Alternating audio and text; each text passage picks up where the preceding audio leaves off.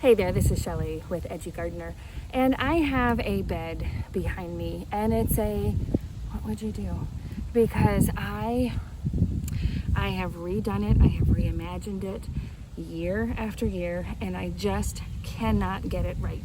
So let me show you what I have, and if you can think of anything, your comments are welcome. So here's this bed here. And usually there's an arbor that will go right here, but let's say the end of the bed is this arborvitae. Cannot think of the name of that. And then it goes to the porch there and these 3 boxwoods. So I have these false cypress mop head here, which I love. I did trim them down this year. Anyway, I like that structure, and what I really love is the winter interest and this dark green with the chartreuse and the black shutters. Now, this is chocolate chip ajuga that is down below, and this ground cover I do love. Now, this is October, so everything is full of leaves, but look at these leaves. This is a ground cover that works in sun or shade. It's called bugleweed sometimes, but ajuga is its name, and I think I'm saying that right. It's called chocolate chip. I typically will buy anything with the name chocolate in it. I don't know why, because it's not like I can eat it, but you buy things that you like the sound of. And then, here, I'll get close up to the false cypress. I also have this Japanese maple back here, which was here when we moved in, and this thing came out to the edge, and it actually covered this boxwood. We didn't even know that boxwood was there, and it went halfway on the porch. So we have tamed that thing, but it does not look very healthy. Now, it colored up pretty nicely. It gets very, very dull in the summer, and then it's nice and colorful in the spring and in the winter. But look at that trunk. That doesn't look healthy. So I think pretty soon that is going to have to come out. This little grass here, which I do love the grass, but I think it's just sandwiched in. This is a back view.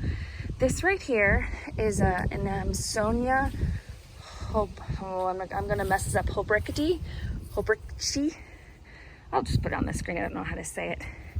And this is end of October, so it is coloring up It's supposed to be this nice yellow, but it looks so, I have 2 floppy things actually, and it's supposed to bloom blue in the spring, but it hasn't done that for me yet.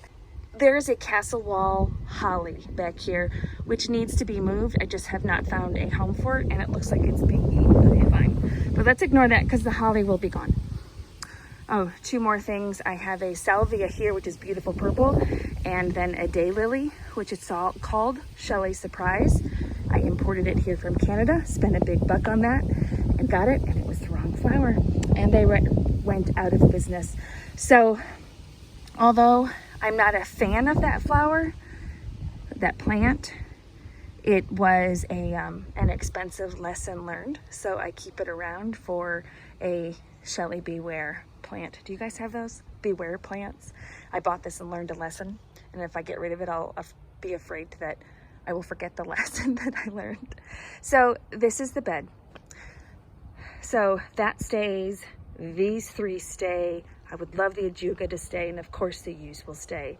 This I can reimagine. Either I replace it with something of the same thing, but it's the things behind the cypress.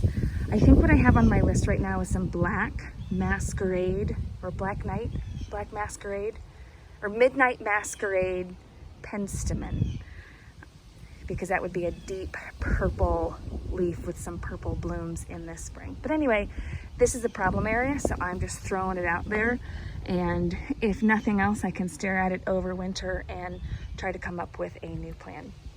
And I will say that this bed is in the front of my house. Obviously, this is what I see when I open the blinds every morning, and this faces east.